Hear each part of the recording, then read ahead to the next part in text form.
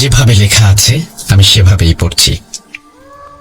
ঘটনাটির নাম তিনি দিয়েছেন ভয়ঙ্কর বাড়ি।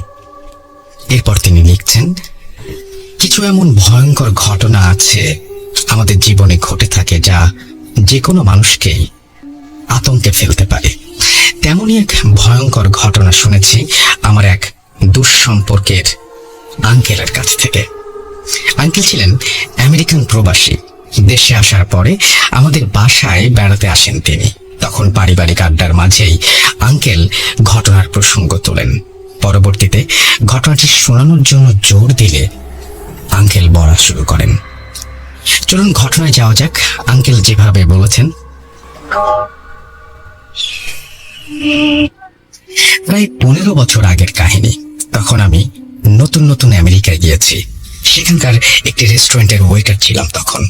প্রথমে যে বাড়িতে থাকতাম সেই বাড়ির মালিক হঠাৎ একদিন জানায় যে সে তার বাড়িটি ভেঙে ফেলবে। তখন যেই বাড়িতে আমি সহ আমার 2 জন সঙ্গী থাকতাম, তাদেরকে নিয়ে আমেরিকার বোস্টন শহরের একটি নির্জন এলাকার একটি বেশ পুরনো 2 তলা বাড়ি পরবর্তীতে বসবাসের জন্য খুঁজে বের করি। বাড়িটা কিছুটা পুরনো হলেও সুন্দর ছিল এবং তুলনামূলকভাবে ভাড়া কম হওয়ায় 3 জনই রাজি ছিলাম। বাড়িটি যার কাছ থেকে নেই তাকে আমরা পুরো 1 মাসের ভাড়া শোধ করে বাড়িতে উঠি। বাড়িটি ডুপ্লেক্স সিস্টেমের ছিল, কিন্তু আমাদেরকে শুধু নিচের তলায় থাকার অনুমতি দেন। বাড়িটি খুলে দিয়ে যাওয়ার দিন কেয়ারটেকার আমাদের বলে যান মাঝে মধ্যে কিছু আওয়াজ হতে পারে যেগুলো কখনো কান দেবেন না এবং আওয়াজের উৎস খুঁজে তার পেছনে কখনো যাওয়ার চেষ্টা করবেন না। লোকটার কথা শুনে কিছুটা খটকা লাগলো, সন্দেহ হলো। আবার সন্দেহ বাড়ায় বাড়িটার 2য় তলায় যাওয়ায় যে সিঁড়িটা আছে সেটা দেখলাম যে কাঠ দিয়ে এমন ভাবে বন্ধ করা যাতে কেউ ওপরে যেতে না পারে। বাড়িতে কি কোনো সমস্যা আছে নাকি? এই কথা কেয়ারটেকারকে জিজ্ঞেস করতে সে থতমত খেয়ে বলে, সমস্যা থাকলে কি আপনাদের কাছে ভাড়া দিতাম। তখন আমি বললাম, তাহলে ওপরে যাওয়ার সিঁড়ি বন্ধ কেন এবং কিসের আওয়াজের কথা বলছেন? কেয়ারটেকার বলল, ওপরের তলায় কিছু মূল্যবান জিনিসপত্র আছে, তাই কারো যাওয়ার অনুমতি নেই এবং আওয়াজ স্বাভাবিকভাবে আসতেই পারে, ওইগুলোতে কান দেবেন না। আমি এখন আসি, এই বলেই কেয়ারটেকার তাড়াহুড়ো করে চলে গেলেন। কিছুটা সন্দেহ থাকায় আমরা সেই সন্দেহ নিয়ে বাড়িটিতে থাকতে শুরু করলাম। প্রথম দিন ভালো কাটলো।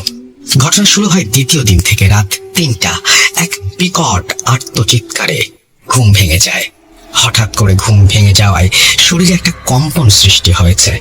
বোঝার চেষ্টা করলাম কিসের আওয়াজ হতে পারে এটা। বুঝতে পারলাম অতিরিক্ত যন্ত্রণায় কাতর কোনো নারীর আত্মচিৎকার এটা। শব্দের উৎস খুঁজতে যাবার জন্য বের হয়ে উঠলাম এবং রুম থেকে বের হব এমন সময় মনে পড়ল কেয়ারটেকারের কথা। সে কোন রকম আওয়াজে কান দিতে মানা করেছে। অনেক কিছু ভাবার পর ঠিক করলাম সকালে উঠে বিষয়টা নিয়ে খোঁজ করব। পরের দিন সকালে বিষয়টা নিয়ে অনেক খোঁজাখুঁজির পরেও কিছু জানতে পারলাম না। 3য় দিন রাতেও ঠিক একই রকম আওয়াজ শুনলাম, কিন্তু মেয়েলি কণ্ঠটার পর পুরুষ কণ্ঠ বাঁচাও বাঁচাও বলে চিৎকার শুনতে পেলাম। কিছুটা ভয় পেলাম, তাই কাঁথা মুড়ি দিয়ে চুপচাপ ঘুমিয়ে পড়লাম। পরের দিন সকালে আমার এক সঙ্গীকে খুঁজে পাওয়া যাচ্ছে না। অনেক খোঁজাখুঁজির পর খেয়াল করলাম ওপরের তলার যে সিঁড়িটা কাঠের ব্যারিকেড দেওয়া সেটি পুরোপুরি ভাঙা। আমার আরেকজন সঙ্গীকে সাথে নিয়ে জলদি ওপরে উঠলাম। ওপরের ফ্লোরে উঠে দেখলাম রক্তে হ্যাঁচড়ানোর দাগ, যা একদম একটা রুম থেকে আরেকটা রুমে চলে গেছে। দাগ ফলো করে রুমটাতে ঢুকে যা দেখলাম তা দেখার জন্য আমরা প্রস্তুত ছিলাম না। দেখলাম আমার যেই সঙ্গীকে খুঁজে পাওয়া যাচ্ছিল না সে মেঝেতে রক্তাক্ত অবস্থায় পড়ে আছে। আমরা তাড়াতাড়ি তাকে নিচের তলায় নিয়ে এলাম এবং পুলিশ আর অ্যাম্বুলেন্স খবর দিলাম। আমার সঙ্গীর অবস্থা খুবই খারাপ, আইসিইউতে অ্যাডমিটেড হলো। পুলিশ আমাদের জিজ্ঞাসাবাদ করছে। আমি পুরো ঘটনা খুলে বলি। পুলিশ আমাকে বলেন, আপনারা যে এই বাড়িতে থাকতে এসেছেন এটি তো একটি পরিত্যক্ত বাড়ি, এই বাড়ি ঘিরে অনেক ভয়ঙ্কর ঘটনা রয়েছে। পরে আমি বললাম যে কেয়ারটেকার তো আমাদের তেমন কিছু বলেনি। পুলিশ অফিসার বললেন, কিসের কেয়ারটেকার? এই বাড়ি দেখাশোনা করার কোনো লোকই তো নেই এবং এই বাড়ির মালিক 7 বছর আগে মারা গেছেন। আর আপনারা যার কাছ থেকে ভাড়া নিয়েছেন সে হয়তো কোনো প্রতারণা করে পালিয়ে গেছে আপনাদের সাথে। এসব শুনে মাথায় যেন আকাশ ভেঙে পড়ল। পরে বাড়িটি পুলিশ সিলগালা করে দিয়ে চলে গেল। এবং আমার সঙ্গী সুস্থ না হওয়া পর্যন্ত এই শহর ছেড়ে কোথাও যেতে না করলো আমাদের। প্রায় 1.5 মাস পর আমার সঙ্গী কিছুটা সুস্থ হলেন। পরে পুলিশ তার মুখে পুরো ঘটনা শুনতে এলো। তার সাথে ঘটে যাওয়া সেই রাতের ঘটনা সে আমাদের বলতে লাগলো। সেদিন রাতে সেও ওই আর্তনাদ শুনতে পায় এবং সেই আওয়াজের উৎস খুঁজতে রুম থেকে বের হয় এবং বুঝতে পারে আওয়াজটি ওপরের তলা থেকে আসছে। সে ওপরের তলায় যাওয়ার সিঁড়ির সামনে যেতেই কেউ একজন গোঙানো আওয়াজ করে বলে, উঠে আমাকে একটু জল দাও। সে একটু সামনে এগোতেই তার ভেতরে কোনো এক অজানা শক্তি কাজ করলো এবং সে সিঁড়ির মাঝের কাঠের ব্যারিকেড ভেঙে ফেললো। আর একটু ওপরে যেতেই সে একটি রুম থেকে গোঙানির আওয়াজ পেল। সেই রুমের সামনে আসতেই বিচ্ছিরি এক গন্ধ তার নাকে ভেসে এলো। আর একটু সামনে এগোতে সে দেখতে পেল এক মুমূর্ষ নারীকে। একই অবস্থা, তার পুরো শরীর থেকে মাংস পচে গলে পড়ছে এবং নারীটি তাকে দেখে একটু পানি দিতে বলল। এই দৃশ্য দেখে সে ভয়ে পেছন ফিরে এক দৌড় দেয়। এমন সময় সেই নারী ধপ করে তার সামনে চলে আসে এবং সে নারীর সাথে ধাক্কা খেয়ে মাটিতে পড়ে যায়। কোনো মতে উঠে আবার পালাবার চেষ্টা করে, কিন্তু ভয়ঙ্কর নারীটি এইবার তাকে পুরোপুরি চেপে ধরে। এক প্রকার ধস্তাধস্তি হয় তাদের মাঝে এবং অবয়বটা তাকে হাওয়ায় উড়িয়ে নিয়ে একের পর এক দেয়ালে আঘাত করতে থাকে। ফলে এক সময় শরীর ক্ষতবিক্ষত হয়ে এক পর্যায়ে রক্তাক্ত হয়ে সে জ্ঞান হারায়। পরে খোঁজ নেবার পর আমরা জানতে পারি বছরখানেক আগে এই বাড়িতে এক দম্পতি থাকতেন। সেই দম্পতির স্বামী তার স্ত্রীকে ফেলে আরেক মেয়েকে বিয়ে করে অন্য শহরে চলে যান এবং সেই স্ত্রী এই বাড়িতে একদিন গুরুতর অসুস্থ হয়ে যত্নের অভাবে না খেতে পেয়ে ধুকে ধুকে মৃত্যুর কোলে ঢলে পড়ে। এই বাড়ি থেকে তার পচা লাশ উদ্ধার করা হয়। তারপর থেকেই এই বাড়িটিতে অস্বাভাবিক ঘটনা ঘটে এবং কেউ থাকার চেষ্টা করলে খুব খারাপ অবস্থায় বের হতে হয়। শুনেছি এই পর্যন্ত 2 জনের মৃত্যুও হয়েছে এই বাড়িতে। তো এই ছিল ঘটনা। ভালো লাগলে পড়ে শোনাবেন। আমি অনেক দিন পর একটা চমৎকার ঘটনা পড়লাম আসলে, এবং এই ঘটনাটা পড়তে গিয়ে আমি কয়েকবার নিজে শিহরিত হয়েছি। আমি জানি না যে ওই বাড়িটি এখন কেমন আছে, সেই বাড়িতে যারা থাকে তারাই বা কেমন আছে। নিশ্চয়ই তাদেরকে বিরক্ত করতে আর কেউ সেই বাড়িতে যায় না। আপনি একটা বাড়ি ভাড়া নিলেন, ধরুন না সেটা ঢাকা শহর বা ঢাকার বাইরে কোনো একটা জায়গায়। সেই বাড়ির আগের কোনো ইতিহাস আপনি জানেন না। হঠাৎ করে একদিন এই পরিস্থিতির সম্মুখীন হলেন। হয়তো দেখলেন এখানে যেমন দোতলায় যাবার সিঁড়ি, ওখানে হয়তো ছাদের সিঁড়িটা বন্ধ করে দেয়া। ছাদে যাওয়ার নিয়ম নেই এটা বলেই হয়তো ক্ষান্ত হলেন। একদিন এরকম একটা পরিস্থিতির কারণে আপনি সেই ছাদে উঠে গেলেন এবং এইরকম একটা ভয়ঙ্কর পরিস্থিতির শিকার হতে হলো আপনাকে। ঘটনার আসল চমক কিন্তু অন্য জায়গায়। যে কেয়ারটেকার, যে ভদ্রলোক আপনাকে সাবধান করেছিল যে ছাদে যাবেন না বা ওই সিঁড়ি ভেঙে কোথাও যাবেন না, যখন আপনি জানতে পারবেন তারই কোনো অস্তিত্ব নেই, তখন কি হবে? আপনি একটা বাসায় আছেন, নিচে এক দারোয়ানকে দেখেন, তিনি প্রতিদিন আপনার গেট খুলে দেন। রাত করে বাসায় ফেরেন, তিনি দরজা খুলে দেন। একদিন হঠাৎ করে আপনাদের হয়তো অ্যাপার্টমেন্টের সোসাইটির কোনো একটা মিটিংয়ে আপনি জানতে পারলেন এইরকম কোনো দারোয়ানের কোনো অস্তিত্বই এই বাড়িতে নেই, শুধু আপনারই তার সাথে দেখা হয়েছে। কেমন লাগবে একটু? I am not a storyteller, but আমার মনে হয় যে অ্যাজ আ লিসনার এরকম কোনো ঘটনা যেরকম ভাবে আমাকে আতঙ্কিত করে, যারা এটা ফেস করে তাদের আরো লক্ষ কোটি গুণ বেশি আতঙ্কের মধ্যে নিয়ে এসে ফেলে।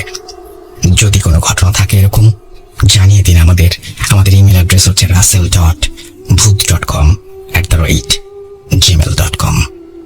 অপেক্ষায় থাকলাম আপনার ঘটনায়। চলুন চলে যাই আমাদের পরের স্টোরিতে।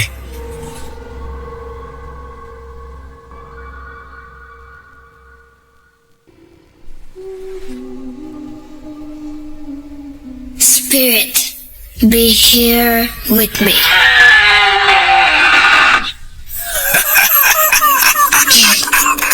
Get to me. .com. The fear returns with Russell.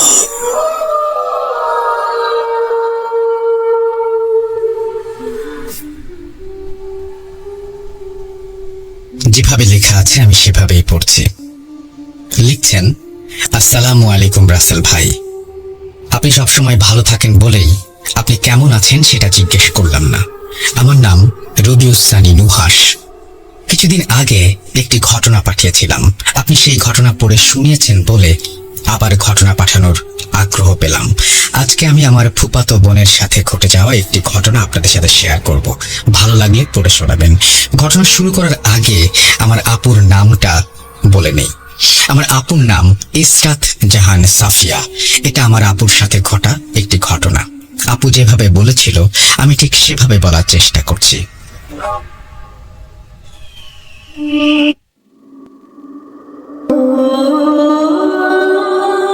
2013 সালের কথা। আমি তখন ইন্টারমিডিয়েট পরীক্ষার্থী। 2012 সালের নভেম্বর মাসে আমরা বাসা চেঞ্জ করি। ওই বাসাটা 4 তলা, আমরা দোতলায় উঠি। আমাদের বাসার নিচের তলায় থাকতেন যারা, তাদের খুব অল্প দিনেই খুব ভালো সম্পর্ক হয়ে ওঠে। সম্পর্কটা আরো ভালো হওয়ার কারণ হচ্ছে সেই বাসায় আমার সমবয়সী একটি মেয়ে ছিল। ওর নাম নিশি, সেও ইন্টারমিডিয়েট পরীক্ষার্থী। তাই আমাদের ভাবটা জমে উঠেছিল। আমরা বিকেলে প্রায়ই ছাদে উঠে গল্প করতাম। দেখতে দেখতে আমাদের এক্সাম চলে এলো। তখন আর আগের মতো নিয়মিত ছাদে যাওয়া হতো না। পরীক্ষা শেষ হলো, আমি আর নিশি আবার আগের মতো আড্ডা দেওয়ার জন্য ছাদে চলে যেতাম। একদিন গল্প করতে করতে ভূত নিয়ে আমাদের গল্পের মূল বিষয়বস্তু হয়ে ওঠে। ও আমাকে বলল, তুমি জিন বিশ্বাস করো? আমি বললাম, হ্যাঁ করি। কখন তাদের দেখেছো? আমি মাথা নাড়িয়ে না বললাম। এবার আমি হেসে উড়িয়ে দিয়ে বললাম, নিশি তুমি এমন ভাবে জিজ্ঞেস করছো যেন তুমি নিজেই দেখেছো। নিশি বলল, আমি তোমাকে কিছু বলতে চাই। আমি বললাম, আচ্ছা বলো। তখন মাগরিবের আজান দিয়ে দেয়। নিশি বলে, তুমি আমাদের বাসায় 1 ঘন্টা পরে এসো, তোমাকে আমি কিছু বলবো। আমি বললাম, আচ্ছা ঠিক আছে, কাল আসি? নিশি বলল, না আজই। আমার কেমন যেন লাগলো ব্যাপারটা। অনিচ্ছা থাকা সত্ত্বেও বললাম, আচ্ছা আসবো। ওর বাসায় এই প্রথমবার গেলাম। ও সোজা ওর রুমে আমাকে নিয়ে গেল। ছোট্ট একটা রুম, খুব গুছানো। ও আমাকে বসতে বললো। 5-10 মিনিট কথা বলার পর খেয়াল করলাম যতবারই ও আমাকে কিছু বলতে চাচ্ছে দেখি আন্টি উঁকি দিচ্ছে। আমার যতদূর মনে হলো যে আন্টি নিশিকে কারো সাথে মন খুলে কথা বলতে দেন না, কিংবা আন্টির লুকিয়ে কথা শোনার ইচ্ছে হচ্ছিল। যাই হোক, আমি পাত্তা দিলাম না। কথা বলতে বলতে হঠাৎ আমার খুব পানির পিপাসা পেল। ও পানি আনতে অন্য রুমে গেল। এইবার চোখ পড়লো ওর টেবিলের ওপর। দেখলাম একটা পানি ভর্তি বড় বোতল রাখা আছে। আমি বোতলটার মুখ খুলে পানি খেতে যাব, তখনই ওর মা রুমে এসে বলল, ওটা নিশির পানি পড়া বোতল, ওটা ধরো না। উনি হঠাৎ রুমে চলে আসায় চমকে গিয়ে বোতলটা আমার হাত থেকে পড়ে গেল। নিশি এসে বলল, কিছু হবে না, আমি দেখছি। মনে হলো আন্টি আমার উপর রেগে গেলেন। এইবার দরজা লাগিয়ে নিশি আমার পাশে বসলো। আমি বললাম, এই পানি পড়া কিসের জন্য? ও একটু ভেবে বলল, আমার কথা ছাড়ো, বলবো সব। আচ্ছা, তুমি কি রোজ সকালে দড়িতে লাফ দাও? আমি বললাম, হ্যাঁ মাঝে মাঝে। ও আমার হাতটা শক্ত করে ধরে বলে, আর দড়ি লাফ দিও না প্লিজ। আমি জিজ্ঞেস করলাম, তোমার ঘুমের অসুবিধা হয়? তাহলে আমি বিকেলে দড়িতে লাফ দেব। ও মাথা নাড়িয়ে বলে, তোমাকে আমি মানা করছি, তুমি কোনো দিনও দড়িতে লাফ দিও না। এইবার আমি সত্যি সত্যি মনে মনে রেগে যাচ্ছি, কিন্তু প্রকাশ করছি না। এমন ভাবে বলছে যেন আমার বাসায় দড়িতে লাফ দেওয়ার ব্যাপারটার স্বাধীনতাটুকু পর্যন্ত আমার নেই। আমি দড়িতে লাফ দিলে ওর কি সমস্যা আমি বুঝতে পারছিলাম না। আমি বলি, দেখো কেন নিষেধ করছো যদি কোনো সমস্যা না থাকে? ও আমাকে থামিয়ে দিয়ে বলে, তোমার সমস্যা হবে, কষ্ট হবে। আমি তোমাকে রিকোয়েস্ট করছি, প্লিজ সাফিয়া, আমি তোমার ভালো চাই। এইবার আমি রেগে গিয়ে ওর হাতটা সরিয়ে বললাম, হয় নিষেধ করার কারণটা বলো, আর না হলে আমাকে মানা করো না। আমি বাসায় গেলাম। পেছন থেকে অবশ্য ও কয়েকবার ডেকেছিল, আমি পাত্তা দেইনি। রাতে খুব খারাপ লাগছিল। ওর সাথে ওইভাবে কথা বলাটা ঠিক হয়নি আমার। ভেবেছি কাল ছাদে দেখা হলে সরি বলে দেব, কিন্তু ওকে আর আমি পরের দিন ছাদে পাইনি। তাই সোজা তার বাসায় গেলাম। দেখি বাসায় 7 তলায় তালা মারা। মার কাছে শুনতে পাই ওরা গ্রামের বাড়ি গিয়েছে। ভাবলাম তাহলে পরে দেখা করে নিব। এদিকে আবার শুরু করলাম দড়িতে লাফ দেয়া। ভাবলাম ওরা বাসায় নাই, ওদের আর সমস্যা হবে না, ইচ্ছে মতো দড়িতে লাফ দিতাম। হঠাৎ খেয়াল করি আমার কোমরে ব্যথা অনুভব করছি, তাও দড়িতে লাফ দিলাম। ভাবলাম একদিন এক্সারসাইজ না করলে আমার শরীর আরো ব্যথা করবে, কিন্তু না, ব্যথা আমার মোটেও কমছে না। এই ব্যথা যেন যন্ত্রণায় পরিণত হচ্ছে। লুকিয়ে লুকিয়ে প্যারাসিটামল খেতে লাগলাম, না, তাও কমছে না। এমন দিন গেল আমি একদিনে 4-5টা প্যারাসিটামল খাচ্ছি, কিন্তু ব্যথা কমছে না। মা ইদানিং খেয়াল করছেন আমি অসুস্থ হয়ে যাচ্ছি, আগের মতো ছোটাছুটি করতে পারছি না, কেমন যেন নিস্তেজ ভাব। ব্যথা সহ্য করতে না পেরে মার সামনে একদিন কেঁদেই দেই। মা বলে কাল ডাক্তারের কাছে নিয়ে যাব, ধৈর্য ধরো, রাতটা পার করো কোনো রকম, আমি সকালে উঠে যাব। একই দেখি আমার গায়ে জ্বর, ব্যথার সীমা পরিসীমা যেন বাঁধ ভেঙে ফেলছে। এত যন্ত্রণা আমার আগে হয়নি। আমি একা শুয়ে থেকে আর উঠে বসতে পারছি না। মাকে ডাকলাম, মা এসে আমার এই অবস্থা দেখে ভয় পেয়ে গেলেন। আমাকে মা বসতে সাহায্য করলেন। বিশ্বাস করেন, এত যন্ত্রণা আমার আগে কখনো হয়নি। মনে হচ্ছিল আমার কোমরের হাড় ভেঙে গিয়েছে, ব্যথায় আমার গলা শুকিয়ে যাচ্ছে। টানা 30 মিনিট পর আমি উঠে বসি। মাকে বলি আমার গলা শুকিয়ে গিয়েছে, আমাকে পানি খাওয়াও। আমি টানা 3 গ্লাস পানি খেয়েছিলাম। আসলে আমার গলা না, আমার যেন আত্মাটাই শুকিয়ে গিয়েছিল। সকাল পেরিয়ে দুপুর হলো, এই ব্যথায় যেন আরো এক নতুন মাত্রা যোগ হলো। যেমনটা আমাদের ঘুমের সময় পায়ের মাসেলের রগের টান পড়লে হয়, ঠিক তেমন। আর সহ্য করতে পারছি না, কিছুক্ষণ পরপরই রগের টান। এদিকে মা তো অস্থির। আমার মামা অর্থোপেডিক্সের ডাক্তার। মা এবার মামাকে কল দিয়ে বিস্তারিত বললেন। মামা এক্স-রে করে দেখেন আমার হাড়ে ফ্র্যাকচার হয়নি, তবে এত যন্ত্রণা কিসের মামা বুঝতে পারছেন না। মামার দেওয়া ওষুধে ব্যথা কমছে না, যতক্ষণ ওষুধের পাওয়ার থাকে ততক্ষণ ব্যথা থাকে না। এটা তো আমার চিন্তার বিষয়। এদিকে দিনে দিনে আমার অবস্থা আরো খারাপ হতে লাগলো।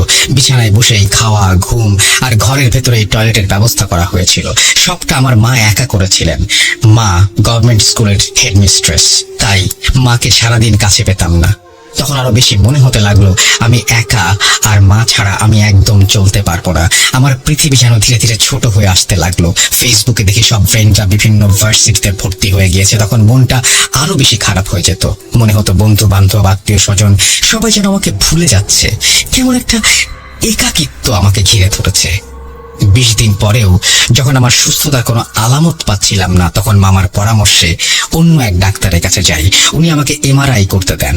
আমি তো হাঁটতেই পারি না, তাই আমাকে হুইল চেয়ারে করে এমআরআই করানো হয়। হুইল চেয়ারে বসে মনে হচ্ছিল এটাই যদি আমার লাইফ হয় তাহলে কি হবে। আমি তো বেঁচে থাকতে পারবো না, আমি বেঁচে থেকেও মরে যাব। যাক, ডাক্তার আমাকে ওষুধ দিলেন। উনি বললেন ভালো হয়ে যাবে। আমার বিশ্বাস হয়নি, তাই কেঁদে দিলাম ডাক্তারের সামনেই। মা রোজ নামাজ পড়ে কাঁদতেন আমার অসুস্থতার জন্য। আমিও পাশের রুমে মায়ের কান্না শুনে কাঁদতাম। দিনগুলো খুব কষ্টে কাটতে লাগলো। কিছুদিন পরের কথা বলি, আমি ঘরে একা, হঠাৎ কান্নার শব্দ পেয়ে ঘুম ভাঙে। কান্নাটা একটা বাচ্চার কান্না মনে হলো। বাচ্চাটা এমন ভাবে কাঁদছে যেন আরেকটু বেশি কাঁদলে ওর গলা দিয়ে বমি হয়ে যাবে। মাকে এত ডাকলাম, মা আসলো না। আমি একা একা শুয়ে উঠে বসার চেষ্টা করলাম। এত কষ্ট হচ্ছে, তাও যেন উঠে বসার চেষ্টা চালিয়ে যাচ্ছি, হার মানছি না। কতক্ষণ পর বসতে পেরেছিলাম বলতে পারবো না। এখন তো দাঁড়াবার পালা। সাহস করে ওয়াল ধরে দাঁড়ানোর চেষ্টা করি। মনে হচ্ছিল কোমরের রগগুলো টানছে, টনটন ব্যথা, কি যন্ত্রণা, যেন রগগুলো ছিঁড়েই যাবে। শুনতে পেলাম বাচ্চাটার কান্নার সাথে সাথে কাশি হচ্ছে। বুঝলাম ওকে শান্ত করতে না পারলে খারাপ কিছু হবে। কিভাবে যেন চেষ্টা করে দাঁড়িয়ে গেলাম। এখন হাঁটবো কিভাবে? আমার গলা শুকিয়ে যাচ্ছে। তাকিয়ে দেখলাম বালিশের কাছে আমার পানির বোতল। এখন নিতে গেলে যদি আর দাঁড়াতে না পারি, এই ভেবে পানি খাইনি। এখন যেন বাচ্চাটা ঘন ঘন কাশতে লাগলো, আর যেন জোরে জোরে চিৎকার করে কাঁদতে লাগলো। মনে মনে আমি আল্লাহর নাম নিচ্ছিলাম, আমাকে একটু শক্তি দাও আল্লাহ, মাসুম বাচ্চাটার খুব কষ্ট হচ্ছে। একটু একটু করে আমি পাশের রুমে হেঁটে যেতে চেষ্টা করি। ওয়াল ধরে ধরে এক পা করে এগোতে থাকি। জানি না কতক্ষণ লেগেছিল। গিয়ে দেখি একটা সুন্দর বাচ্চা, মুখটা এত মায়া, 8-9 মাস বয়স হবে। বললাম, এই দেখো আমি এসে গিয়েছি, কেঁদো না, আমার কাছে আসো। আসো বলছি, দেখলাম ও এলো না। তাই আমি ওখানে দাঁড়িয়েই তার কান্না থামানোর চেষ্টা করছি, তাকে হাসানোর চেষ্টা করছি। কিছুক্ষণ পর কান্নাটা থেমে গেল। ও খুশি হয়ে যেন আমাকে দেখে। আমি ভিঞ্চি কেটে তাকে আরো হাসাচ্ছি। কি মিষ্টি হাসি, মাশাআল্লাহ। হঠাৎ আমার মা আমাকে ডাক দেয়। আমি মায়ের ডাকে সাড়া দিয়ে চোখ খুলে বুঝতে পারি আমি ঘুমিয়ে স্বপ্ন দেখছিলাম। সেই দিন সকালে আমি নিজে উঠে বসার চেষ্টা করি। ভাবলাম স্বপ্নে তো ঠিক উঠতে পেরেছিলাম, তাই চেষ্টা করে দেখতে চেয়েছিলাম, কিন্তু সেদিনও একা শুয়ে থেকে উঠে বসতে পারিনি। মুচকে এসে মনে মনে বললাম, স্বপ্ন তো স্বপ্নই। সাফিয়া, তোমার জীবন চার দেয়ালে বন্দি। এরপর থেকে প্রায়ই যেন বাচ্চাটাকে আমি স্বপ্নে দেখতে শুরু করি, স্বপ্নে ওর সাথে গল্প করি, খেলি, কিন্তু কখনোই তাকে স্পর্শ করিনি। যেন নির্দিষ্ট দূরত্ব আমাদের মাঝে। আমি চাই ওকে আদর করতে, কোলে নিতে, কিন্তু ওকে ধরতে পারি না। তবে একদিন স্বপ্নে একটু অন্যরকম কিছু দেখি। বাচ্চাটার হাসির শব্দে আমার ঘুম ভাঙে। তাকে একবার দেখবো বলে আমি পাশের রুমে ছুটে যাই।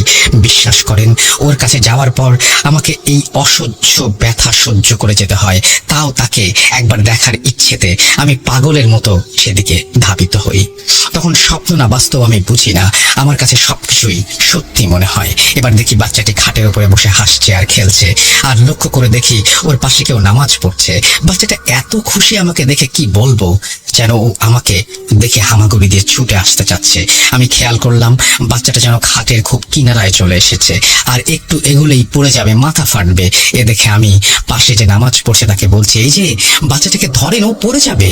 মনে হলো উনি নামাজের ধ্যানে শুনতেই পাননি আমার কথা আমি যে ডাকছি। বুঝলাম বাচ্চাটি যখন এগোবে তখনই এক দৌড়ে ওকে ধরতে চাই। নামাজে বসা মহিলাটি মনে হলো চমকে গেলেন। ওকে ধরতে পেরেছি, কি শান্তি লাগলো আমার। সেদিন ফজরের আজান শুনে ঘুম ভাঙে। আমার ঘুম ভাঙলে মনে মনে ভাবি বাচ্চাটা ব্যথা পেত আমি না ধরলে। আমি হেসে বলি, যাক, এটা তো স্বপ্ন ছিল। আজ অন্য দিনের তুলনায় অনুভব করলাম ব্যথাটা কম। মনে হচ্ছে একটু চেষ্টা করলে আজ শোয়া থেকে উঠে বসতে পারবো। সত্যি সত্যি তাই হলো। ধীরে ধীরে ব্যথাটি কমতে লাগলো। 3-4 দিনের মধ্যে আমি একা একা বসতে পারি, সাথে একটু চেষ্টা করে দাঁড়াতেও পারি। সবই আল্লাহর রহমত আর আমার মায়ের দোয়া। আমি দোয়া করি আমার চরম শত্রুরও যেমন এমন কষ্ট না হয়। কিছুদিন পর আমাকে দেখতে নিশি এলো। আমি ওকে দেখে খুব খুশি হলাম। অনেক দিন পর এসেছে। আমি বললাম, আমি যে অসুস্থ তুমি শোনোনি? আসনি কেন? ওই দিন একটু রেগে গিয়েছিলাম বলে তুমি রাগ করে আমাকে দেখতে আসনি?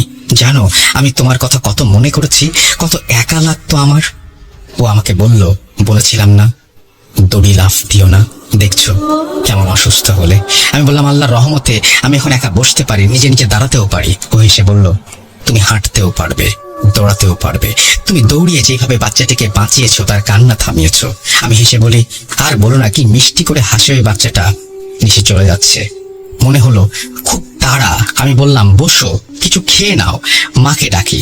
নিশি বলল, মা ছাদে গিয়েছেন, দরজা খোলা ছিল তাই ঢুকে পড়েছি। এবার যাই সাফিয়া, আর চিন্তা করো না, তুমি ভালো হয়ে যাবে ইনশাআল্লাহ। নিশি চলে যাচ্ছে। কয়েকবার তার নাম ধরে ডাকলাম। একটু পর মনে হলো, সে কি, ও আমার স্বপ্নের কথা কিভাবে জানলো, যেটা আমি মাকেও শেয়ার করিনি। নিশি, নিশি একটু দাঁড়াও। কয়েকবার নাম ধরে ডাকলাম, সাড়া দিল না। মনে হলো ও ততক্ষণে বাসায় চলে গেছে। ভাবলাম পরে ওর কাছ থেকে জেনে নেব স্বপ্নের কথা কিভাবে জানলো। কি আশ্চর্য! ধীরে ধীরে আমি সুস্থ হতে লাগলাম, যেন দ্বিতীয়বারের মতো নতুন করে বাচ্চাদের মতো হাঁটতে শিখলাম। খেয়াল করলাম স্বপ্নে বাচ্চাটিকে আর দেখি না। 5 মাস লেগেছিল সুস্থ হতে। কিভাবে যে দিন চলে গিয়েছিল আল্লাহই জানেন। মনে মনে ভাবলাম আজ নিশির বাসায় যাব। বিকেলে ওদের বাসায় গেলাম, গিয়ে দেখি ওর মা বাসায়। বললাম, আন্টি নিশি কোথায়? ওকে একটু ডেকে দেন না। আন্টি এমন ভাবে আমার দিকে তাকিয়ে বলল, তুমি জানো না নিশি 3 মাস আগে বাসা থেকে পালিয়ে গিয়েছে, ও বিয়ে করেছে। আমি অবাক হলাম, 3 মাস আগে? তার মানে আমি তো 10-12 দিন আগে ওর সাথে কথা বলেছি। কি বলেন আন্টি, বিশ্বাস হচ্ছে না। তখন উনি নিশির কথা আমাকে কিছু বললেন। আমার প্রশ্ন হলো, সেই দিন তাহলে আমি কার সাথে কথা বলেছিলাম? সেই দিন কে আমার পাশে ছিল? সব যেন এলোমেলো লাগলো। মনে মনে ভাবলাম ওর সাথে যদি আবার কোনোদিন দেখা হয় তাহলে ওকে জিজ্ঞেস করব, ও কেন আমাকে দড়িতে লাফ দিতে মানা করেছিল। আমি যে অসুস্থ হব সেটা কিভাবে জানতো? আমার স্বপ্নের কথা কিভাবে জানলো? কিভাবে আমার বাসায় এসেছিল? অনেক অনেক প্রশ্ন জমে আছে। এই ছিল আমার ঘটনা। সেই দিন নিশির মায়ের সাথে কথা বলে নিশির পানি পড়ার কথাও জানতে পেরেছিলাম। নিশির জীবনের কথা শুনতে আগ্রহী হলে আমি শোনাবো। তবে বলে রাখি, এরপর ওর সাথে আমার আর কখনো দেখা হয়নি, কারণ আমরা 2-3 মাস পরে বাসা বদলাই। আসলে সৃষ্টিকর্তার উপর সবসময় ভরসা রাখতে হয়, তাই মাঝে মাঝে নিজে সান্ত্বনা দেই। আল্লাহ আমায় স্বপ্নে হয়তো পরীক্ষা করেছিল, পরীক্ষায় বাচ্চাটির খারাপ চাইনি বলেই হয়তো আমি আল্লাহর পরীক্ষায় উত্তীর্ণ হতে পেরেছি। সাথে সাথে মায়ের দোয়া তো ছিলই। যাই হোক, আমার জন্য দোয়া করবেন। সবাই ভালো থাকুন, সুস্থ থাকুন, এই দোয়া করি। আল্লাহ হাফেজ। খুবই কনফিউজিং একটা স্টোরি, কিন্তু খুব ইন্টারেস্টিং। সেটা হচ্ছে এই নিশি আসলে কে? এবং এই নিশি দড়িতে লাভ দেওয়ার ব্যাপারটা কিভাবে জানো, এটা আমি ডেফিনেটলি জানতে চাই আপনার কাছ থেকে সাফিয়া, এবং আপনি অবশ্যই আমাকে জানাবেন। তার আগে লিসেনার যারা শুনছেন তাদেরকে বলবো গেস করতে ঘটনাটি আসলে কি ঘটেছিল, কেন এইরকম ঘটলো, এই মেয়েটি বলল আর জীবনে এত কিছু ঘটলো, এটা আপনার সাথে ঘটলে আপনার কেমন লাগতো একটু ভেবে দেখুন। জানতে চাই নিশির এই ঘটনার কোনো ব্যাখ্যা আপনার কাছে আছে কিনা। পাঠিয়ে দিন russell.booth.com@gmail.com এই অ্যাড্রেসে। চলে যাচ্ছি পরের ঘটনায়।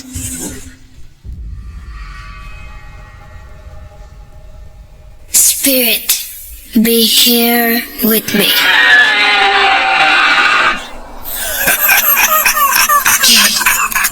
কে তুমি? Booth.com. The fear returns with Russell.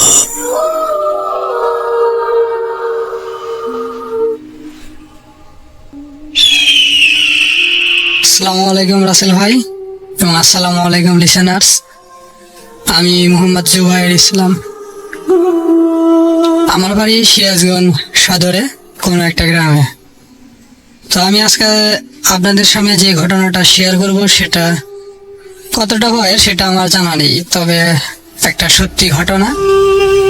তো এই ঘটনাটা আমি আমার দাদির কাছ থেকে শুনেছি, এবং এই দাদি এই ঘটনাটা তার যে ভাইপো অর্থাৎ ভাইয়ের ছেলে, সেই ছেলের সাথে ঘটেছিল।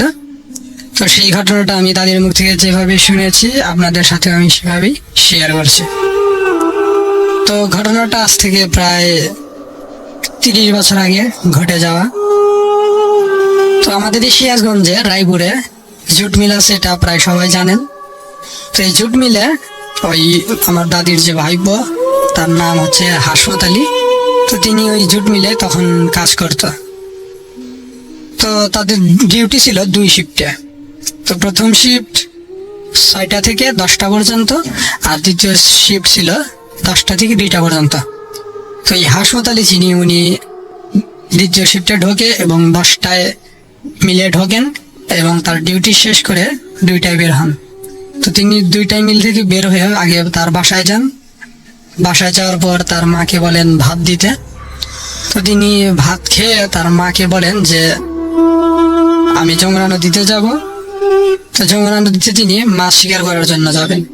তো তার মা জিজ্ঞাসা করে সাথে আর কে কে যাবে, আর সে যেন ফিরতে দেরি না করে।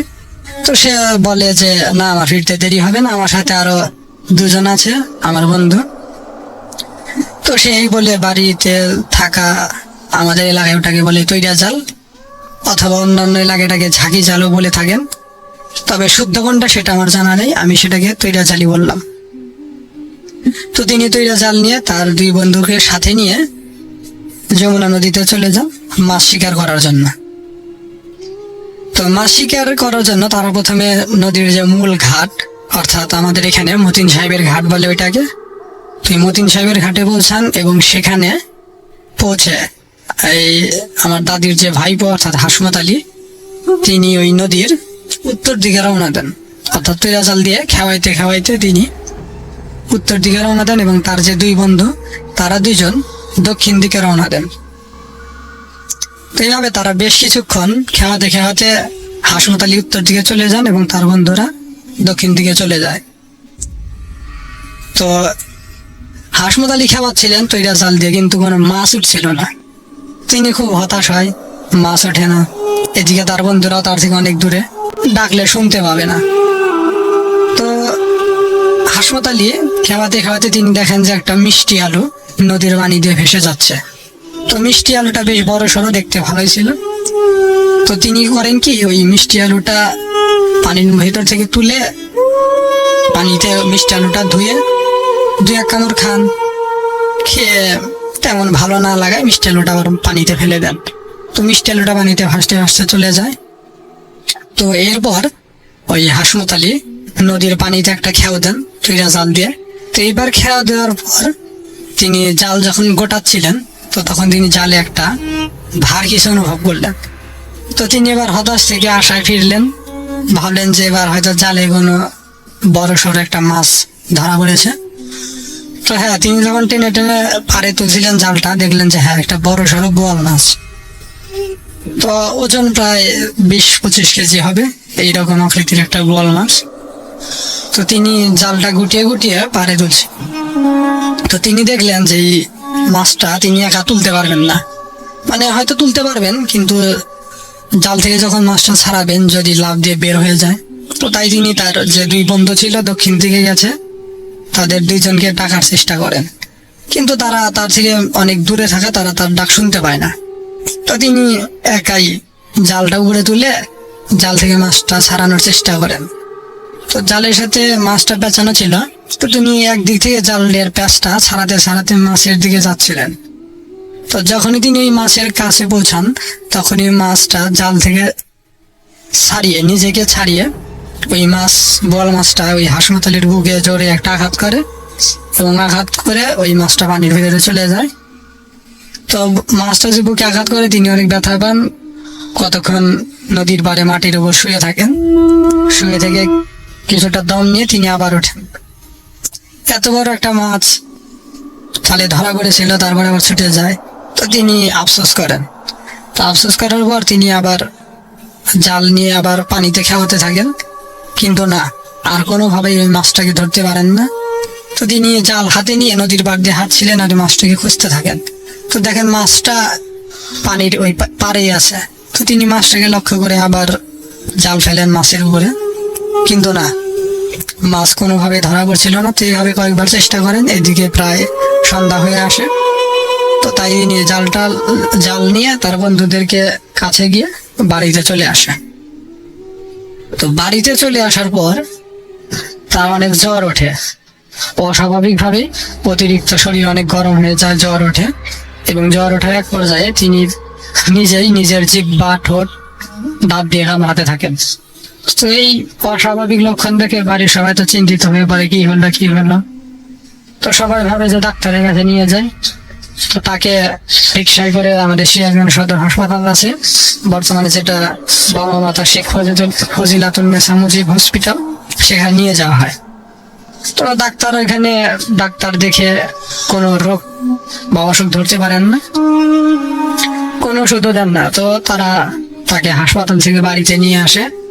তো বাড়িতে নিয়ে আসার পর বাড়ির মুরব্বী একজন বলে যে একটা কবিরাজ নিয়ে আসা। তো তখন মুরব্বীদের কথা মতো একজন কবিরাজকে নিয়ে যাওয়া হয় বাড়িতে। তো কবিরাজ ওইখানে গিয়ে তো কবিরাজ তাকে দেখেই বলেন যে একে তো মেসো দাও আমাদের এলাকায় যেটাকে বলে, বা আপনারা হয়তো অনেকে দেও বলে থাকেন, মেসো দেও আক্রমণ করেছে, সে আর বাঁচানো সম্ভব না। তো সবাই বিশ্বাস করে না, কেন বাঁচানো সম্ভব না। তো তখন ওই কবিরাজ হলুদ, মানে কাঁচা যে হলুদ, তো ওই হলুদ 2টা পোড়া দিয়ে 2 কানের মাঝখানে দেয়, কানের ভেতরে দেয়। তো দিলে তখন ওই মেসো দেও কথা বলতে থাকে ওই হাসপাতালের জবান দিয়ে। তো সে বলে একে তো আমি খেয়ে ফেলেছি, এ আমাকে খেয়ে ফেলেছে, আমি ওর পেটের ভেতরে চলে গেছি, তো একে আর ফেরানো সম্ভব না। তো বলে কিভাবে পেটের মধ্যে চলে গেল? তখন সে বলে আমি ও যখন মাছ শিকার করতে যায়, আমি ওই নদীর ধার দিয়ে মিষ্টি আলুর রূপ নিয়ে ভেসে যাচ্ছিলাম। তো ওই মিষ্টি আলুটা নিয়ে 2-1 কামড় খায়, যার ফলে আমি ওর পেটের ভেতরে চলে যাই। তো এখন আর আমার সম্ভব না, আমি আর ওকে ছাড়তে পারবো না, আমি ওকে খেয়ে ফেলেছি। তো এই বলে কবিরাজ চলে যায়। তো চলে যাওয়ার কিছুক্ষণ পরে তিনি একটা চিৎকার দিয়ে ওই দিনই মারা যান। তো এই ছিল রাসেল ভাই ঘটনা, একটু একদম সত্যি ঘটনা। তো তিনি আজ থেকে প্রায় 30 বছর আগে মারা যান এই ঘটনায়। তো ঘটনাটা কেমন লাগলো জানি না, যদি ঘটনাটা ভালো লাগে তো অবশ্যই শেয়ার করবেন। ধন্যবাদ রাসেল ভাই, ধন্যবাদ ভূত.com-কে। যদি আমার এই ঘটনাটা সিলেক্ট হয় তাহলে অবশ্যই আমাকে জানাবেন।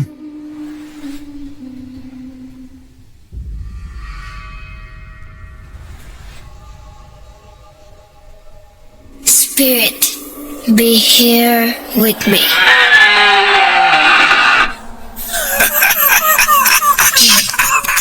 Get to me. Boot.com.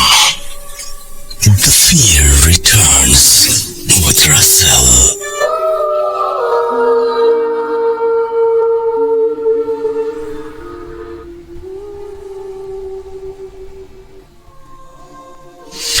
Yes, শুনছেন ভূত.com এবং আমি আশা করছি যে আপনারা সবাই এনজয় করছেন। আরও ঘটনা রয়েছে, সুতরাং কেউ কোথাও যাবেন না। Thank you very much. আমরা চলে যাব আমাদের পরবর্তী স্টোরিতে। আশা করছি এই ঘটনাটি আপনাদের ভালো লাগবে এবং আমাদের সঙ্গে পুরোটা সময় থাকবেন। চলুন কথা না বাড়িয়ে সরাসরি চলে যাই পরবর্তী ঘটনায়। Spirit, be here with me.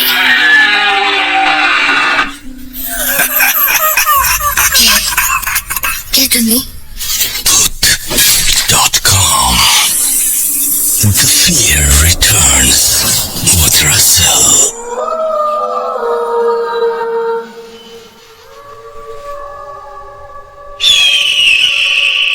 আসসালামু আলাইকুম রাসেল ভাই এবং সকল লিসেনার্স, আশা করছি সবাই ভালো আছেন এবং সুস্থ আছেন। তো আজকে আমি যে ঘটনাটা শেয়ার করতে চাই সেটা বেসিক্যালি আমার ফ্যামিলির সাথে ঘটে যাওয়া, আমার ফ্যামিলি রিলেটেড। সো এই ঘটনাটা হচ্ছে খুব সম্ভবত 2007-এর ঘটনা, বাট 2006 অথবা 7 যে কোনো একটা হবে। সো আমি গল্প বলার সুবিধার্থে আর আমার ফ্যামিলি প্রাইভেসি মেনটেনের সুবিধার্থে আমি ফ্যামিলির প্রত্যেকটা চরিত্র বা প্রত্যেকটা ক্যারেক্টারকে ছদ্মনাম হিসেবে ব্যবহার করছি। তো 2007 সালের দিকের ঘটনা, যখন আমার ভাবি, আগে একটু ফ্যামিলির বিষয়টা বলি। ফ্যামিলিতে আমি, বাবা, মা, বড় ভাই, বড় ভাইয়ের ওয়াইফ, এই 5 জন ছিলাম বেসিক্যালি। সো বড় ভাইয়ের ওয়াইফ ওই আপনার 2007-এ ওই সময় একটা বড় ধরনের মারাত্মক ব্যাধি বা রোগে আক্রান্ত হন এবং ওনাকে যখন হসপিটালাইজড করা হয় ওইখান থেকে ডক্টররা জানান যে তিনি আর হয়তো বেশি দিন পৃথিবীতে থাকবেন না বা বাঁচবেন না। তো এই সময়ের মধ্যে যতটুকু সম্ভব তার সেবা যত্ন করার ট্রাই করেন, সে যা যা খেতে চায় বা যা তার ইচ্ছা সেগুলাকে পূরণ করার চেষ্টা করেন, তার সাথে বিহেভিয়ার ঠিকঠাক রেখে ভালোভাবে সবকিছু মেনটেন করার ট্রাই করেন, কারণ তিনি 4-5 মাসের বেশি আর হয়তো পৃথিবীতে থাকবেন না বা বাঁচবেন না। এই কথা শোনার পর খুব স্বাভাবিকভাবে ফ্যামিলির মধ্যে একটা বড় ধরনের সমস্যা সৃষ্টি হয়ে গেল। ওনার অসুস্থতার মাত্রাটা এতই ছিল যে উনি দেখা গেছে একদম বিছানায় পড়ে গেছে, বিছানা থেকে উঠতে পারেন না, খাবার দাবারও একদম খাওয়া বন্ধ হয়ে গেছে টোটালি, মানে খুবই বাজে অবস্থা। তো এই অবস্থায় উনি এভাবেই চলছে, সবকিছু ট্রিটমেন্ট চলছে স্বাভাবিকভাবে। ডাক্তাররা যে সকল ওষুধ সাজেস্ট করেছিলেন সেই সকল ওষুধ দিয়ে ট্রিটমেন্ট, স্বাভাবিক ট্রিটমেন্টটা চালানো হচ্ছে কোনো রকম। অ্যান্ড যা যা উনি চাচ্ছেন, খাবার দাবার টুকটাক এরকম পূরণ করা হচ্ছে আর কি। তো এইভাবেই চলছে। অ্যান্ড উনি আল্লাহর নাম পর্যন্ত কানে দেওয়ার একটা সিচুয়েশন তৈরি হয়ে গেছিল ওই সময়। তো যেই মেইন ঘটনাটা এই গল্পের আকর্ষণ, সেটা হচ্ছে একদিন রাতে উনি ঘুমিয়ে আছেন, সম্ভবত রাত 2:30 কি 2টা হবে এরকম সময় উনি রাত্রে ঘুমিয়ে আছেন। সম্ভবত বলে রাখি, আমরা হচ্ছে এই সময়টাতে ঢাকাতে যে কোনো একটা, পুরান ঢাকার যে কোনো একটা জায়গাতে থাকতাম ঢাকাতে। সো যেই বিল্ডিংটাতে থাকতাম সেই বিল্ডিং এর 2nd ফ্লোরে হচ্ছে ভাইয়ারা ওইখানে ওই দিন রাত্রে ছিলেন। সো যেই ঘটনাটা হয় সেটা হচ্ছে রাত 2টা 2:30টার দিকে উনি ঘুমিয়ে আছেন। হঠাৎ করে উনি ঘুমের ভেতর বা স্বপ্নের ভেতরেই, স্বপ্নের ঘুরে উনি খেয়াল করছেন কেউ ওনাকে ডাকছে ওনার নাম ধরে। সো ওনাকে এভাবে ডাকছে, উনি সরাসরি ভাবে উত্তর না নিয়ে হুমহু করছেন শুধু। সো কিছুক্ষণ পর উনি হচ্ছে এটা স্বপ্নের মাঝেই দেখলেন নাকি উনি চোখ খুলে দেখলেন, বিষয়টা এখন পর্যন্ত উনি ক্লিয়ার না। বাট উনি দেখলেন যে অনেক লম্বা কেউ একজন, সম্ভবত উনি 10 ফুটের বেশির কথা বললেন আর কি, 10 ফুট কিংবা তারও উপরে হবে, মানে 10 ফুটের বেশি হবে। বিকজ উনি যতটুকু আমাকে বর্ণনা করলেন বা ফ্যামিলিতে পরবর্তীতে যতটুকু বর্ণনা করেছিলেন যে উনি যেহেতু দ্বিতীয় তলায় খাটে শুয়ে আছেন, 3য় তলায় ছাদটা ওনার উপরে, রাইট। সো উনি এমন ভাবে বর্ণনা করলেন যে 10 ফুটের কিংবা তারও উচ্চতা সম্পন্ন যেই ব্যক্তিটা, ওখানে দেয়াল ভেদ করে কেউ একজন নেমে আসলেন। ওই তার পরনে ছিল একটা সম্পূর্ণ সাদা কাপড়, কিছু বলতে পারলেন না, বললেন সম্পূর্ণ সাদা একটা কাপড় টাইপ হবে সম্ভবত, সম্পূর্ণ সাদা ড্রেস, অনেক লম্বা সাদা দাড়ি এবং অনেক লম্বা পরহেজগার, হাতে সম্ভবত একটা তসবিহ ছিল। সো উনি এরকম দেখলেন এবং উনি এতই লম্বা যে একদম দ্বিতীয় তলার ফ্লোরে উনি পা রেখেছেন এবং উনি এত লম্বা যে তৃতীয় তলার যেই ফ্লোর অর্থাৎ দ্বিতীয় তলার ছাদ এবং তৃতীয় তলার ফ্লোর সেম জিনিস, ওই জিনিসটা ভেদ করে ওনার মাথার উপরে উঠে গেছে, বাট উনি সবকিছু দেখতে পাচ্ছেন একদম। তখন দ্বিতীয় তলার ছাদ একদম ট্রান্সপারেন্ট হয়ে গেছে এন্ড ওই ব্যক্তিটাকে সম্পূর্ণভাবে দেখা যাচ্ছে। তো উনি বলছেন ওই সাদা জুব্বা বা এরকম পরিহিত ওই ব্যক্তিটা ভাবিকে বলছেন যে এরকম প্রথমে ডাক দিলেন, ডাক দেওয়ার পরে ভাবি উত্তর নিলেন এবং স্বপ্নের ঘরেই উনি ওনাকে দেখছেন এবং ওই সাদা কাপড় পরিহিত ওই ব্যক্তিটা বা এই পরহেজগার বা যেটাই বলি, উনি বলছেন যে তোর তখন একটু শীতের সময় ছিল, তো খুব বেশি শীত ছিল না, হালকা শীত ছিল, তো যার কারণে বিছানাতেই একটা কম্বল ভাঁজ করে রাখা ছিল।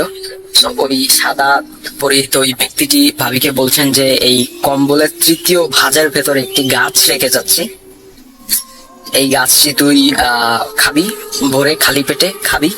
আর এই ঘটনাটা আমি যেটা দিয়ে যাচ্ছি শুধুমাত্র তোর শাশুড়ি ছাড়া কারোর সাথে শেয়ার করা যাবে না, এবং শাশুড়িকে শুধুমাত্র জানাতে হবে, শাশুড়ি সম্পূর্ণ গাছ প্রসেস করে দিবে, তার মাধ্যমে তুই এই গাছটি খাবি, তুই এই গাছ খেলে সুস্থ হয়ে যাবি। গাছের ব্যাপারে অর্থাৎ ওনার অসুখ সারানোর ব্যাপারে এই ইনস্ট্রাকশনটা দিলেন এবং এটার পাশাপাশি উনি আরো বেশ কিছু জিনিসপত্র বলে দিয়ে গেলেন, যেমন এই জিনিসগুলো তো প্রথমত কারোর সাথে শেয়ার করা যাবে না, এন্ড আরো কিছু বিষয় বলে গেলেন যে নেক্সট 3 মাসের মধ্যে যেখান থেকেই হোক একটি কালো মুরগি ম্যানেজ করতে হবে, মানে সম্পূর্ণ কালো পশম আবৃত মুরগি ম্যানেজ করতে হবে, একটি মাত্র সাদা পশম বা অন্য কোনো কালারের পশম থাকা যাবে না, একদম হুবহু সম্পূর্ণ মুরগি কালো কুচকুচে মুরগি হতে হবে এবং সেই মুরগি ম্যানেজ করে 3 রাস্তার মোড়ে ছেড়ে দিতে হবে। 3 রাস্তার মোড়ে ছেড়ে দিলে তারা, মানে উনি যেভাবে বললেন আর কি, 3 রাস্তার মোড়ে একটি কালো মুরগি ছেড়ে দিলে আমরা অনেক কিছু ধন সম্পদ বা এরকম কিছু একটা পাবো। তো উনি বললেন যে এই আমরা যদি মুরগিটা ছেড়ে দিই, মুরগিটা যদি দেওয়া হয় তাহলে আমাদেরকে অনেক বড় দালান বা রাজপ্রাসাদ যেভাবে আর কি বলি ওইটা দেওয়া হবে, পাশাপাশি হচ্ছে ঘাট বাঁধানো পুকুর দেওয়া হবে, একদম রাজকীয় ভালের একটা বিষয়। এই জিনিসটা বলে গেলেন। এরপর আরো বললেন যে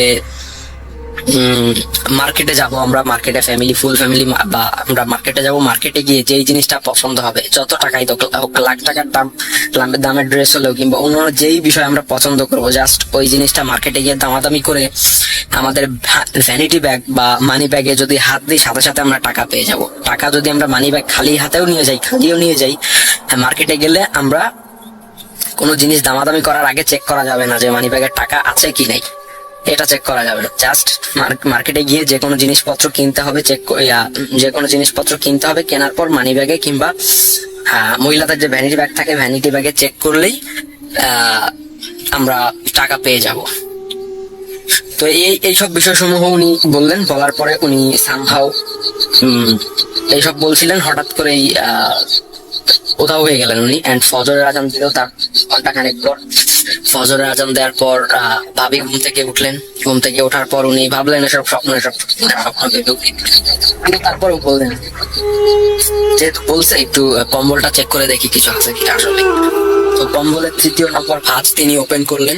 ওপেন করার পর দেখলেন যে আসলেই যেটা বলা হয়েছে, এক মুঠো গাছ।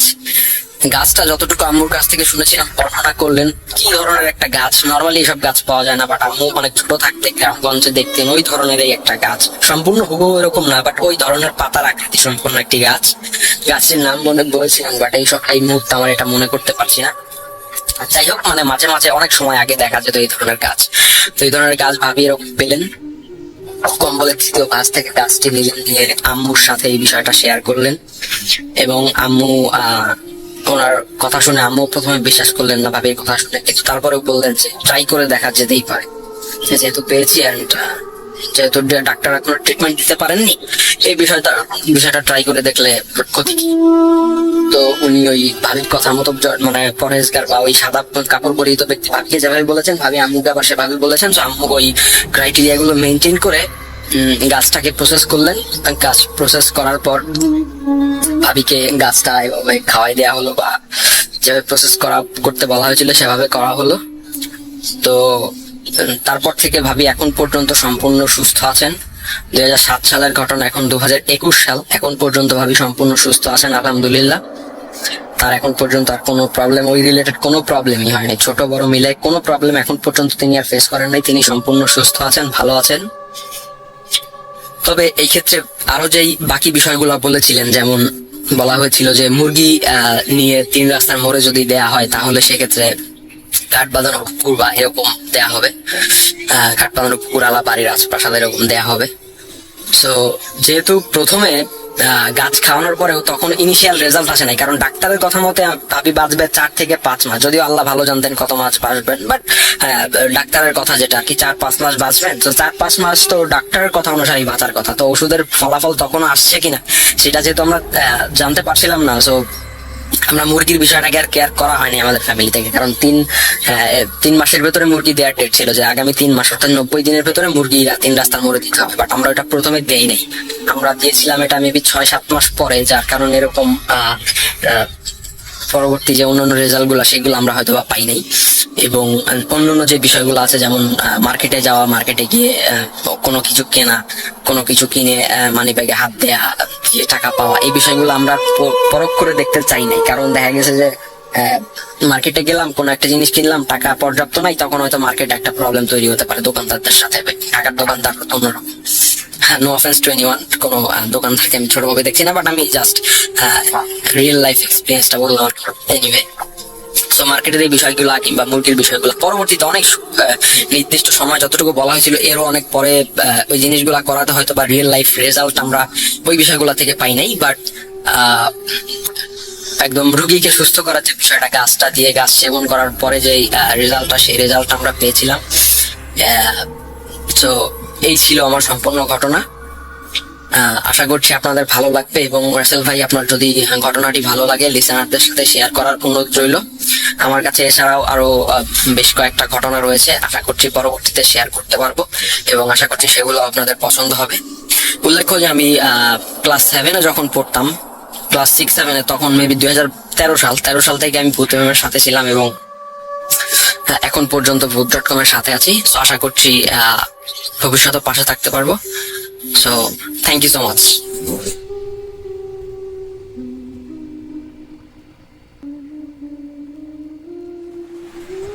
আমরা চলে যাব আমাদের আজকের শেষ ঘটনায়।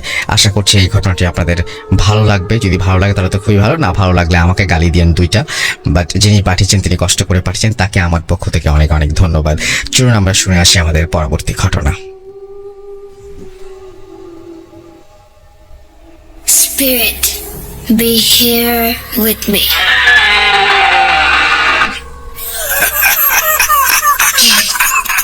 Get to me.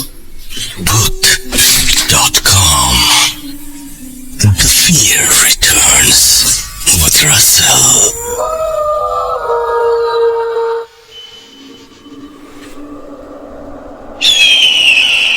আসসালামু আলাইকুম ওয়া রাহমাতুল্লাহ। রাসেল ভাই, আমি হাবিব নারায়ণগঞ্জ বন্দর থেকে বলছি। রাসেল ভাই, আমি ভূত এফএম এর প্রায় দীর্ঘদিন যাবৎ ভূত এফএম শুনতেছিলাম। তো ভূত এফএমটা যখন বন্ধ হয়ে যায় তখন মানসিকভাবে একটা কষ্ট পাচ্ছিলাম, অল্টারনেটিভ আসলে কিছু খুঁজছিলাম, যেহেতু দীর্ঘদিনের একটা অভ্যাস। তো boot.com-টা চালু হওয়ার পর আসলে খুবই মানসিকভাবে একটা প্রশান্তি লাভ করি, যে প্রতি শুক্রবার দিন যে বিনোদন বা ভয়ের যে ব্যাপারগুলা সেটা আবার ফিরে এসেছে boot.com এর মাধ্যমে।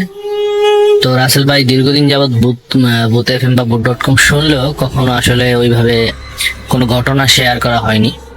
তো ছোটবেলা থেকেই যেহেতু অতি প্রাকৃতিক বিষয়গুলোর সাথে একটা সম্পর্ক বলা যায়, আগ্রহ বলা যায় থাকার কারণে তো জীবনের এই সময় পর্যন্ত ঘটে গিয়েছে অনেক ঘটনা, পরিবার পরিজন পরিচিত জনের সাথে, এবং এই ধরনের ঘটনা শোনা, কালেক্ট করা, এগুলিও ছিল এক ধরনের আগ্রহের বিষয়ের মধ্যে। তো বহু ঘটনা থাকা সত্ত্বেও ঘটনা একবার হয়তো পাঠিয়েছিলাম, কোনো কারণে হয়তো সেটা সিলেক্ট হয়নি। আরেকবার আপনার এক রিলেটিভের কাছ থেকে আপনার নাম্বার নেওয়ার চেষ্টা করেছিলাম, সেটাও হয়তো কোনো কারণে নেওয়া হয়নি। তো যাই হোক, সেই দিকে কথা লম্বা না করে আমি বলা যায় এক ধরনের নিজের চোখে দেখা একটি ঘটনা আজকে আপনাদের সাথে শেয়ার করতে যাচ্ছি। ঘটনাটা আজ থেকে প্রায় 8-9 বছর আগের কথা। আমাদের বন্দরের চৌধুরী বাড়ি একটা এলাকা আছে, সেখানে কাজীবাড়ি পাশেই, কাজীবাড়ি একটা স্কুল, মসজিদ এবং একটা পুকুর আছে। তো আমার ছোট ফুপির বাসা সেখানে হয়, আমরা মাঝে মধ্যে গেলে আমার এক ফুফাতো ভাই আছে, আমরা একসাথে ওইখানে বসতাম, গল্প করতাম, এটা আমাদের অভ্যাস ছিল। তো একদিন রাত খুব বেশি নয়, প্রায় 9টা কি 9:30টার দিকে আমরা ওইখানে একটা মসজিদ আছে, মসজিদের ঠিক দক্ষিণ যে পাশটা সেখানে একটা ফুলের বাগান, সেই এলাকাটাতে ফুলের চাষ হয় প্রচুর। তো ফুলের বাগান আছে, ফুলের বাগানের ঠিক পরেই বিশাল এক বিল। বিল পার হয়ে অনেক দূরে, মোটামুটি অন্য একটা এলাকা।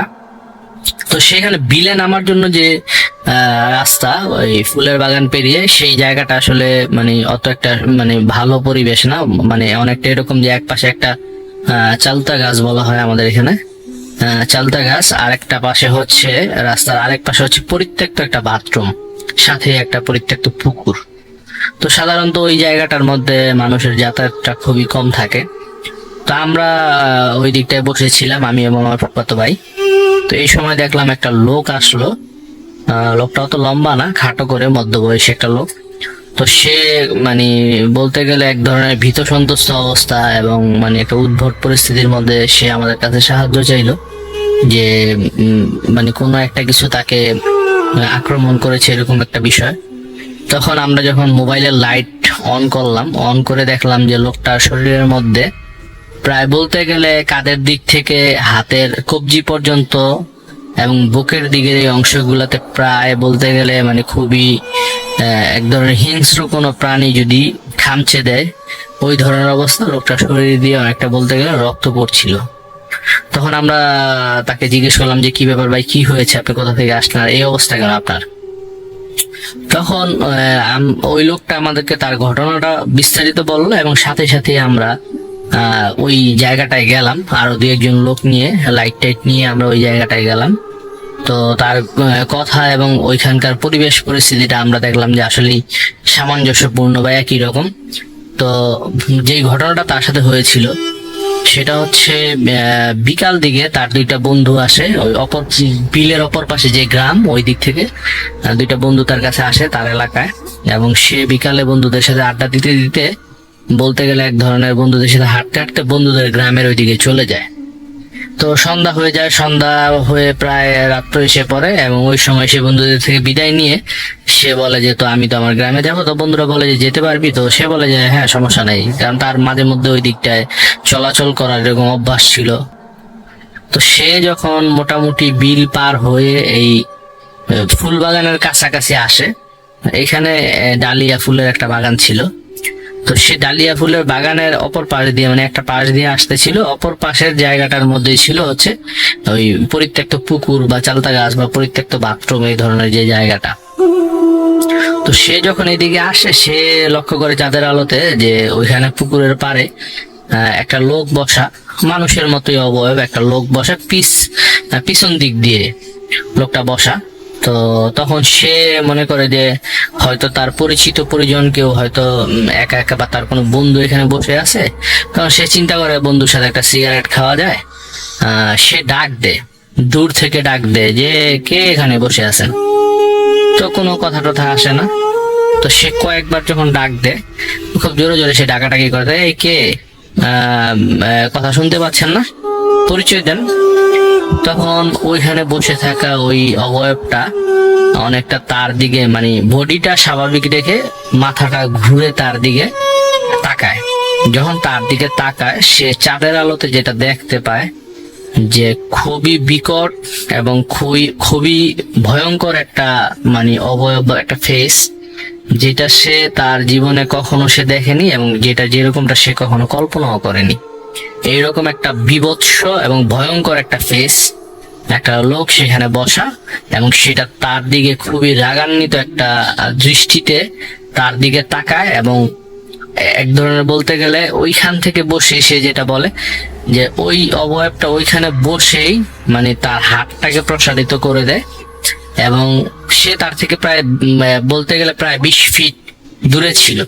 ওই অবয়বটা ওইখানে বসে 20 ফিট দূর থেকে তাকে ধরে হাত বাড়িয়ে তাকে ধরে টেনে হিচড়ে তার কাছাকাছি নিয়ে যায় এবং তাকে যখন ডালিয়া ফুলের বাগানের মধ্য দিয়ে টেনে নিচ্ছিল আমরা যখন ওইখানে যাই দেখি যে ওই ফুলের এই একটা মানে একটা মানুষকে যদি ফুল বাগান দিয়ে টেনে হিস্ট্রে নেওয়া হয়, ওইখানগুলার গাছগুলা যেরকম মানে নুয়ে পড়ার কথা, ঠিক ওই জিনিসটাই দেখতে পাই। তাকে যে এখান দিয়ে যে টেনে হিস্ট্রে নেওয়া হয়েছে সেই জিনিসটা ওইখানে আমরা যে প্র্যাকটিক্যালি সাথে সাথেই দেখি। তখন তাকে টেনে হিস্ট্রে যখন ওই অবয়বটা তার কাছাকাছি নেওয়ার পরে তাকে টানা হেঁচড়া শুরু করে ওই পরিত্যক্ত পুকুরে নামানোর জন্য। তো সেও এক ধরনের খুব সাহসী মানুষই ছিল, শক্তিও ছিল যথেষ্ট। সে ওইটার সাথে খুব ধস্তাধস্তি করে এবং সে বুঝতে পারে যে আমি আসলে কোনো খারাপ একটা জিনিসের খপ্পরে পড়ে গেছি, এখন আমাকে বাঁচার জন্য চেষ্টা করতেই হবে, হাল ছেড়ে দিলে চলবে না। সে যথেষ্ট চেষ্টা করে, ওইটার সাথে ধস্তাধস্তি করে, কিন্তু সে ওইটার সাথে কোনোভাবেই পেরে উঠছিল না। ধস্তাধস্তির এক পর্যায়ে তার শরীরে এক ধরনের বলতে গেলে মানে তার শরীর নিস্তব্ধ হয়ে আসে, শরীর থেকে শক্তি কমে যায়। তখন একেবারে শেষ মুহূর্তে যে ছিল পুকুর পাড়ের যে জমির যে আইল থাকে, এই আইলের মধ্যে সে ধরে আটকে থাকে আর পা ধরে ওইটা তাকে পানিতে নামানোর জন্য, হয়তো এখানে মেরে ফেলার জন্য এইভাবে নামানোর চেষ্টা করে। তখন তার ভিতরে একটা মানে খেয়াল আসে যে আসলে আমি তো এটার সাথে শক্তিতে কোনোভাবে পারতেছি না। তখন তার ভিতরে এই খেয়ালটা আসে যে আসলে আমি তার সাথে শক্তিতে পারবো না। তখন তার মনে আসে যে দোয়া দুরুদ গুলা আছে আমাদের, সে সূরা ইখলাস, সূরা ফাতিহা এগুলা পড়তে থাকে।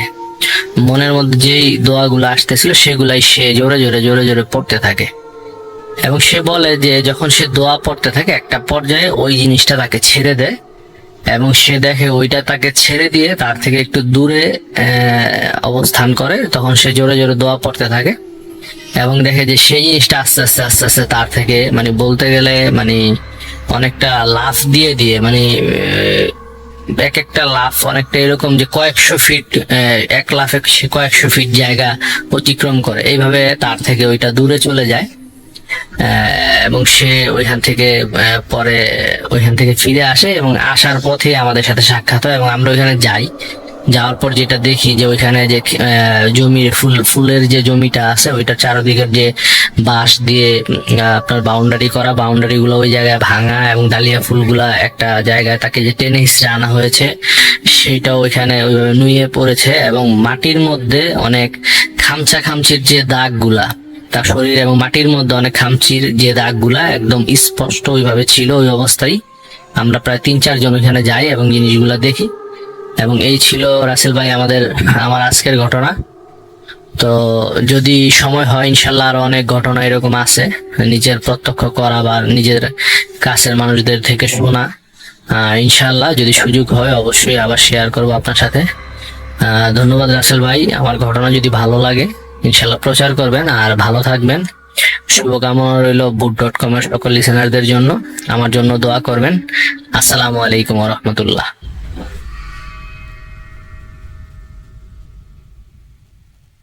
আপনাদের সবাইকে অনেক অনেক ধন্যবাদ এতক্ষণ পর্যন্ত আমাদের সাথে থাকার জন্য। অনেক অনেক শুভকামনা রইল।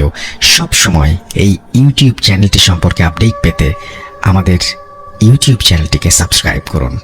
আশা করছি আমরা একসাথে অনেকটা পথ হাঁটবো।